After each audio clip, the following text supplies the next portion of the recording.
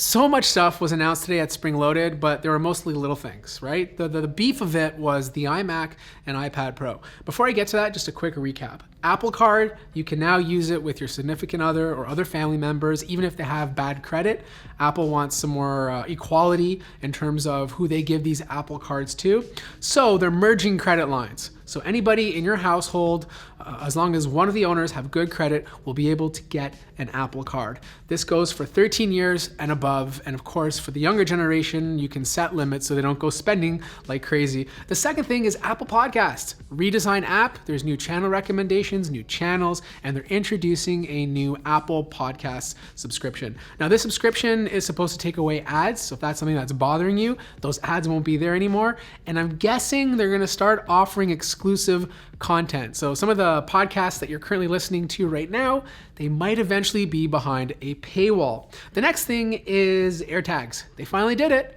It's out on the market. It's pretty much just an advanced tile. It uses sort of some of the same technology to track down the item, which uses your iPhone to pinpoint the exact location of your lost item. So you'll see the actual arrow on the phone, tell you which direction it's in, and it'll tell you how close you are to the item itself, which is something that some of these other trackers can't do. Even the iPhone 12 got an update. Nothing crazy, just a brand new color. In fact, it's the exact same color as my background you see right here, a nice little purple. You can get this on the mini or the regular iPhone 12, but you can't get it on the 12 Pro or the 12 Pro Max. Apple TV Plus. They announced a new season of Ted Lasso, but it's still having the same issue that it had on day one, the lack of content. It just needs a lot more. I even canceled my subscription because there's just nothing to watch on there. And they're not coming out with things as fast as possible. But they did announce new hardware, the Apple TV 4K. And like the biggest deal with this is that you get the new A12 Bionic chip. You can watch HDR with high frame rates. So I'm guessing 60 frames per second and higher. And this will allow you to transfer stuff from your iPhone using AirPlay. Sports will have that motion blur that the other TVs have.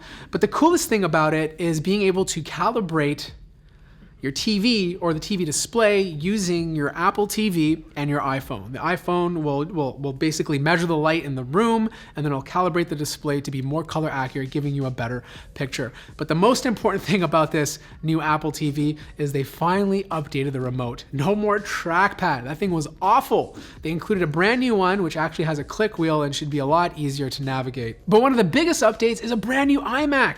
24 inches replaces the old Intel 21-inch model that we've seen for years, okay? And look, there's tons of colors to choose from. I heard it all on Twitter. A lot of people do not like the design of this. I personally think it looks great. It's half the size of the previous one. Sure, the form factor is about the same because it is using a bigger display, but look, there's a chin on the bottom. It's there, but they thinned out the bezels on the sides, and it's still a huge improvement compared to before. In fact, I actually think it looks a lot like the Pro XDR display, but with different colors to choose from.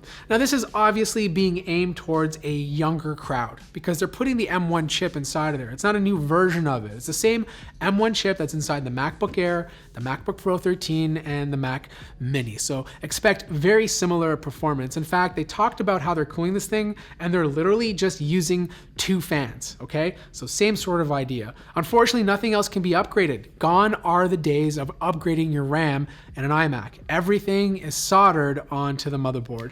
Now, the other updates include a better webcam. It's 1080p, which is significantly better than all the 720p potato cams Apple was using before, so conference calls are gonna look better. They're gonna sound better too because there is a 3-mic array inside of there that uses beamforming technology. So it's gonna follow your voice, it's gonna do a better job of canceling out background interruptions. Dolby Atmos, and you're gonna have a new keyboard, I think, which is a separate accessory that has Touch ID. So there's no Face ID on the top webcam, but you can buy a Touch ID keyboard if you want to securely log in using your finger without having to type in a password.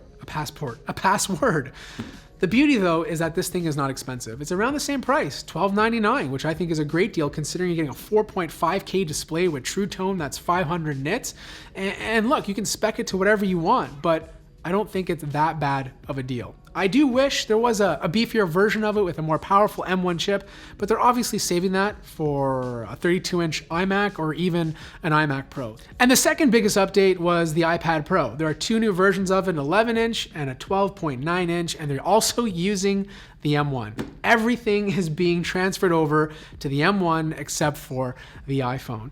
And look, you know, my biggest problem with the iPad Pro is I think it's a great device, but the A series was already way too powerful for what the thing can do. You know, the problem with the iPad Pro is that it's running iPad OS and it's very limited. There's nothing really in the App Store that can push this thing.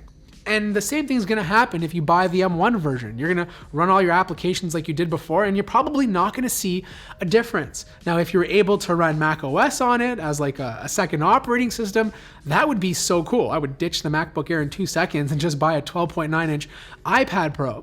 But they're also adding a couple of other Pro features, like you're now getting Thunderbolt instead of just regular USB Type-C, so you have 40 gigabits per second of bandwidth. But I think the big announcement was probably the display on the 12.9-inch iPad Pro, like mini LED, 10,000 mini LEDs on this thing. It's gonna be crazy bright. 1,000 nits with 1600 nits of peak brightness. This is to match the Pro XDR display. If you could use this as, let's say, a monitor for your camera or potentially as a second screen for your video production, this is gonna make a great companion. And that's probably the biggest update right there. Unfortunately, the mini LED is not trickling down to the iPad Pro 11, so you're still stuck with your regular IPS HDR display. But a lot of pros out there, for just that one specific reason, might be considering the 12.9-inch iPad. And if you already feel like your iPad Pro is fast right now, I don't think you're gonna find the new iPads to be much of an upgrade. I feel like these iPads were made for people to upgrade from the original iPad Pro, or for more professional individuals who need that mini LED display to use as a reference monitor or possibly as a second screen for their MacBook Pro. So that pretty much wraps up Apple's Spring Loaded event. I was expecting a bit more in terms of like processing power, but it looks like we're stuck with the M1 for at least another 6 months. Not that that's a bad thing. I just would have loved to see an iMac with a M1X or M2 or a MacBook Pro 16 with a different version of the M1. Either way, if you have any questions about the iPad Pro or iMac, I'm going to be getting my hands on them to review. Make sure you drop them in the comment section down below. Like the video if you liked it, subscribe if you haven't already, and I'll see you guys in the next video.